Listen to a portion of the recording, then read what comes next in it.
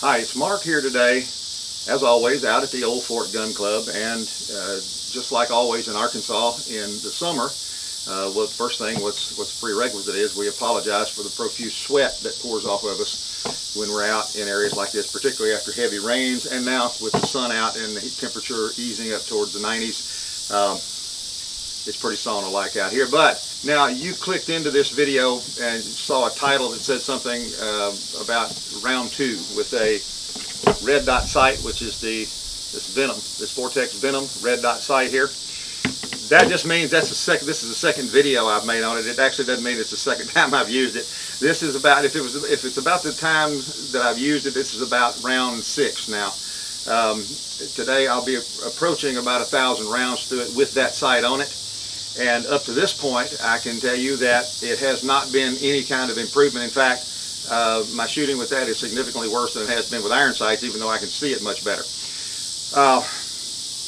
Like most anybody else, I mean, I've shot guns with red dot sights on it. This is the first one I've ever decided to mount on one of my pistols, thinking that because I can see it so much better that I may even use it as a carry device. Just had to test it and see how it would work.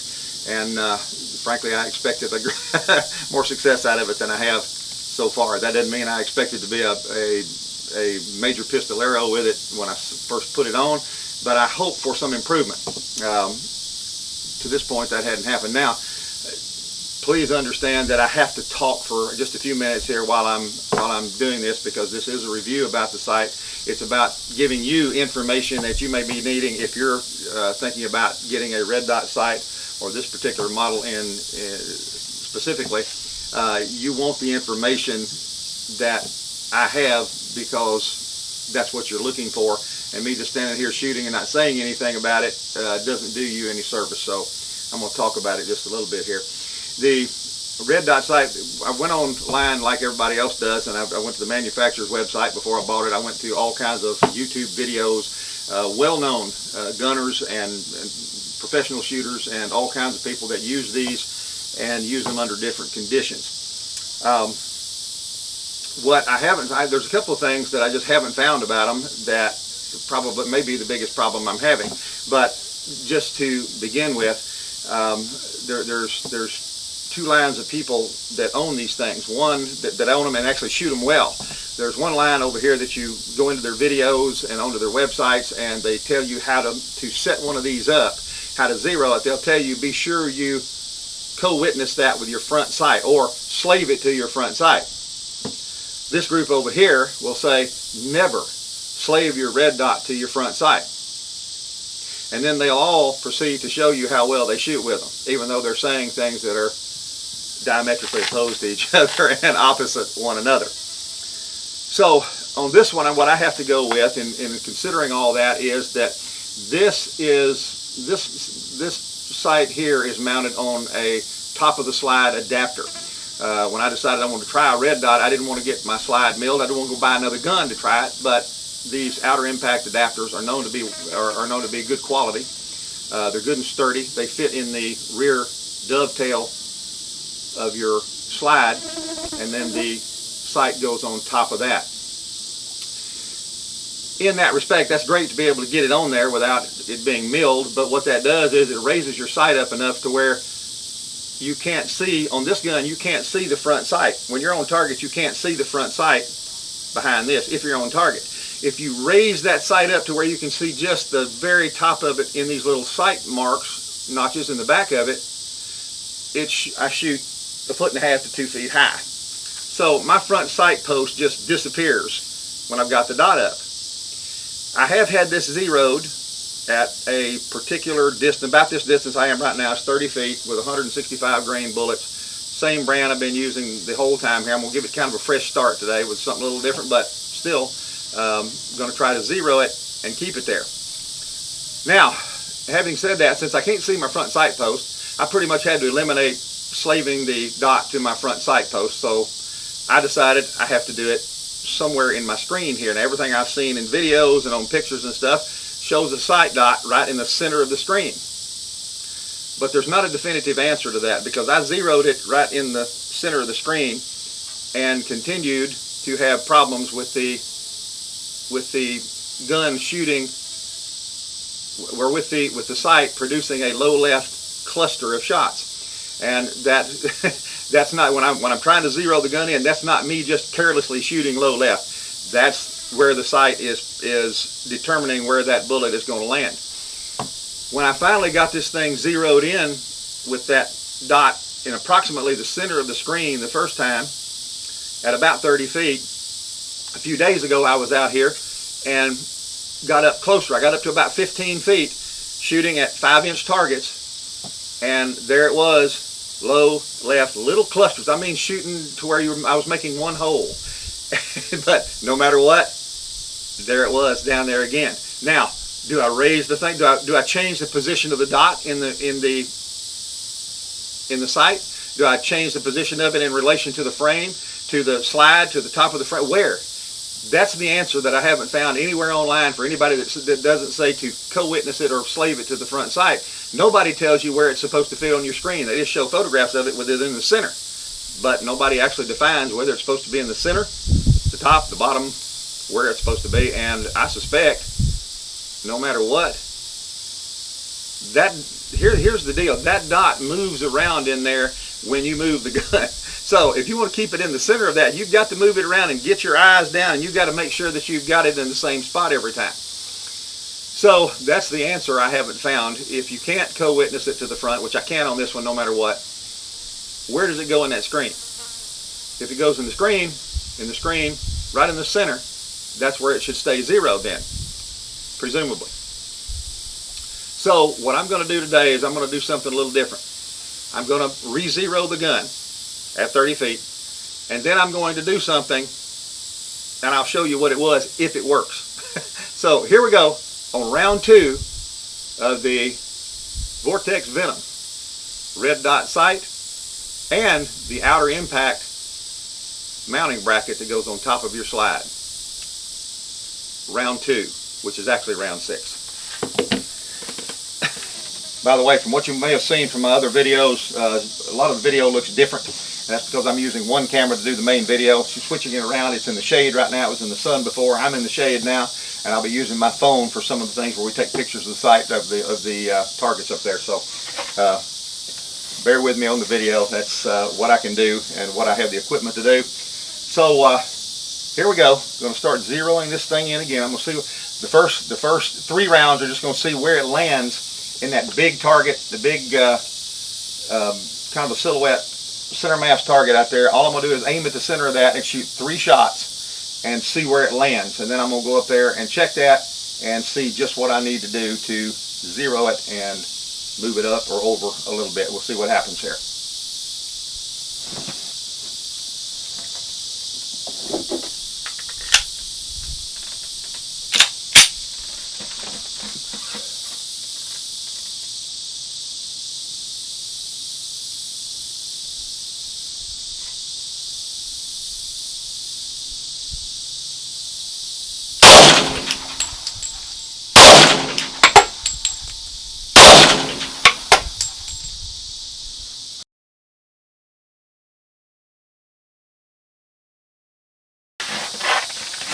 Okay, I've adjusted it right and up significantly, and I'm going to fire 3 more rounds, same target, the big center mass target. See what I come up with.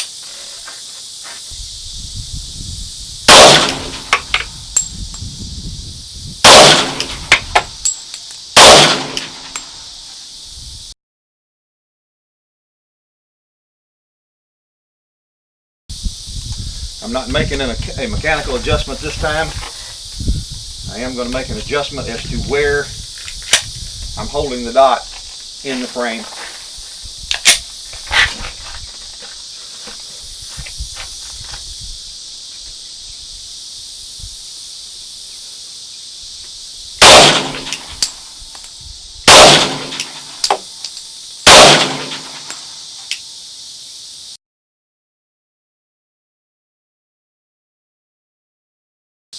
I'm going to make one slight adjustment to the right and then get started on the smaller target to try to pinpoint what's going on here and see if this is working okay.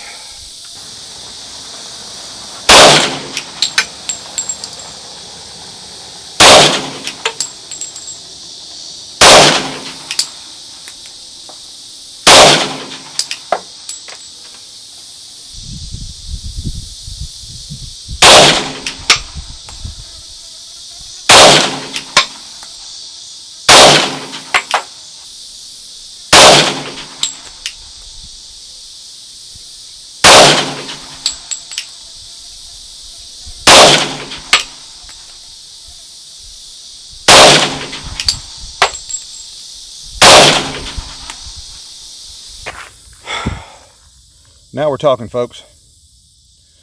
This was the first one I shot at right here, and then I put the rest of them in here, and that's what I'm looking for right there. And that has to do a lot with what I'm doing, where I'm putting the dot in the target, or I'm sorry, where I'm putting the dot in the frame of the scope is what this has to do with more than anything else. We'll try cut another couple magazines and see what we'll come up with.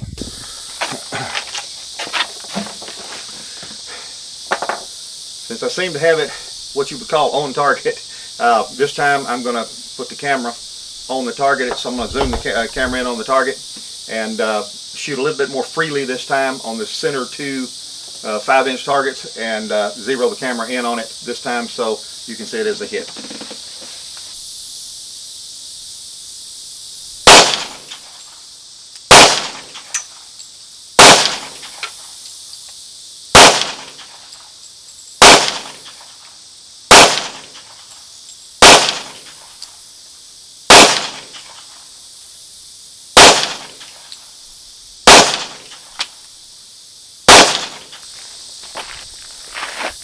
And that's what I'm wanting. A few more times and I'll have some information on what's going on here. Let's see if I've got enough confidence to save a hostage.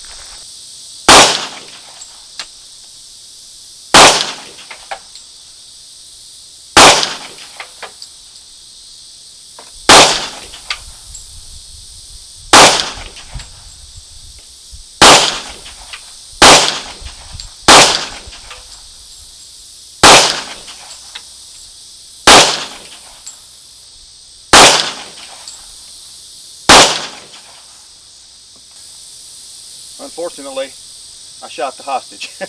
But the reality is this right here and this right here, when I couldn't hit anything with that red dot sight, that was of course me pulling the shot off. That was just a bad shot on my part over there, trying to keep it on the bag. That was a bad shot, is what that was right there. But you can see that the red dot is doing what it's supposed to do. So since I don't have any more heads over here, I'm gonna go ahead and shoot the hostage this time.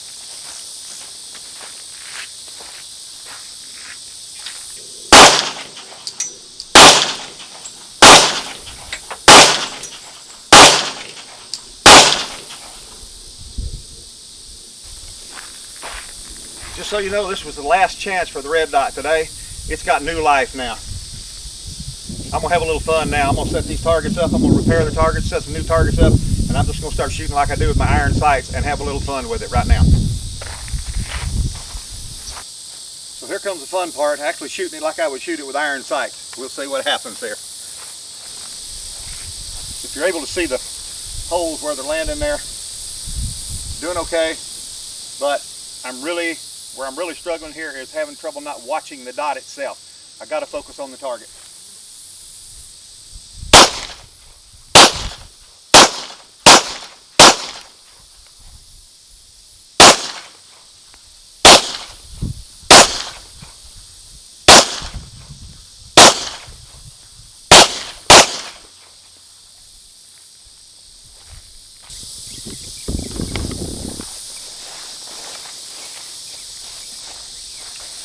What's really important to note here is, in me trying to get used to this, on the bench over here, good to go, saw that the dot is zeroed the way I'm using it, and I'll give more information about that a little bit later.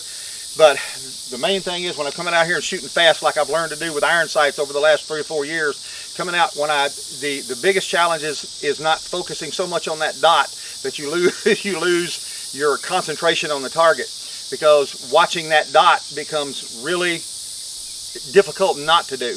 So for me, for somebody like me anyway, because with iron sights I can run out, and if I shoot and I lose my sight picture, I can get back on that target really quick. Even if I don't get a sight picture, if I'm shooting real fast, I can use my slide as a reference. Here I can't use my slide as a reference. There's nothing to use as a reference until I get that dot back where it's supposed to be. So out here, I'm boom, boom, and then I lose the dot for a second. I'm trying to find the dot again instead of using my slide, which doesn't work with this thing mounted the way it is on the gun here. So, big deal here is that the red dot sight is zeroed. If I can shoot it right, it'll work, and I can see it really well. We'll see what happens here.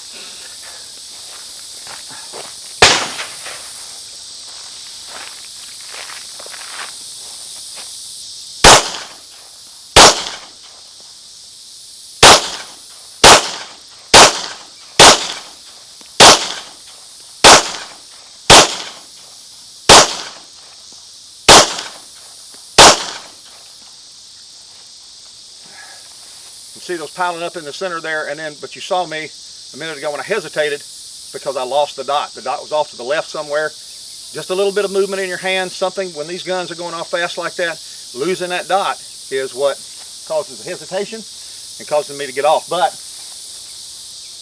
the sight's on. Kind of liking this.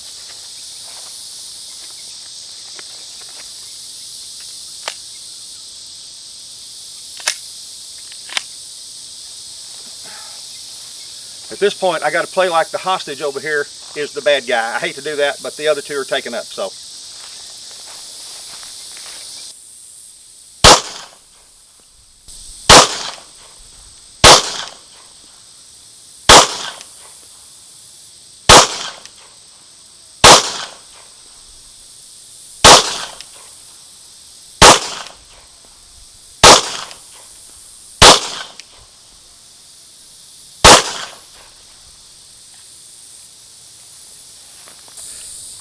That last one on the hostage there was back from about 35 or 40 feet, and that's real joy considering the way this thing has been performing, or the way I have been performing with it. I found a reference point today, and I'll tell you what that is as soon as I go sit down in the shade. So the only advice I can give you this morning is the advice that I did not get. The one item that I couldn't find when dealing with this red dot sight, and the one item that I came out here this morning and just after reading all of the articles and looking at all the pictures and going to the manufacturers' websites and going to all the YouTube videos of people that are shooting these things very well, but set them up exactly the opposite of each other, and in a way which none of the items they were telling me was getting this thing fixed on sight for me. On this gun, on this platform, on this bracket, it wasn't working, and I was just about to take it off. But what I decided to do today was just dump all of the advice, to dump all of the setup stuff, all the witness it with the post, don't witness it with the post, all of that, and not worry about the fact that somebody had not told me, where do you find it, where do you put that dot in the screen when you shoot? Does it matter? As you're zeroing it, should it be in the center? So I decided what I was going to do was, when I came out today, I would bring that thing up, the dot would come in, and I would keep it right at the top of the frame of the sight. That's where I kept the dot the whole time I was shooting today, and I was shooting it in just generally, as far as accuracy was going, I shot it as well as I do with my iron sights. Got off pretty heavily a couple of times because I would lose the dot, and again, that's something I've just got to deal with there and work on as I shoot. And I'll probably do a conversion on this gun, put a conversion barrel in it for 9mm, and even zero it in for that then. But I'm really encouraged by what I got here today with it. Found out I can get it on target. I could shoot it in an emergency. I could carry the gun and be confident that I could hit what I'm shooting at. So what this amounted to today, the sight is good, the platform is good, the adapter is good, the gun is good. I got to keep my eye on the dot, and you do need a reference point when you look at the red dot in that sight. However you zero that thing, have a reference point. If you want to go with the people that say, sleeve it to your front sight, you got to be able to see your front sight and still hit the target. If you can't use your front sight because it's on a platform like mine was, you need a reference point where that dot's going to be every time. And that's in the center of the screen is not a very good one because it varies a lot from that. But when you look at that frame, when you see the frame of your sight, you get it up, do a little movement and get that dot in sight, keep it at the top, and start shooting. And just keep it right there. That's where the dot needs to stay, right at the top. That's where I kept it today. That's where it's hitting the target. And I can use this red dot sight instead of taking it off and sticking it in the box with so much other equipment that I've gathered over the years that I just didn't like. This one, I just had a feeling I need to work something out where I haven't been able to get the information. Now you have it though. Find a reference point for that dot. Make sure that reference point is the same every time. Bring it into view, put it on the target, and then watch the target. Don't watch that dot. Or you do what I did out here a few times, completely lose it, and there's that hesitation while you're trying to find the dot again. Keep it in sight, keep it on your reference point, and you'll be able to be accurate And some of you may get faster. It'll be different with everybody, but this red dot sight is finally working after about close to 1,000 rounds. I'm Mark Rogers, Christian gun owner, and I'll see you at the range very soon.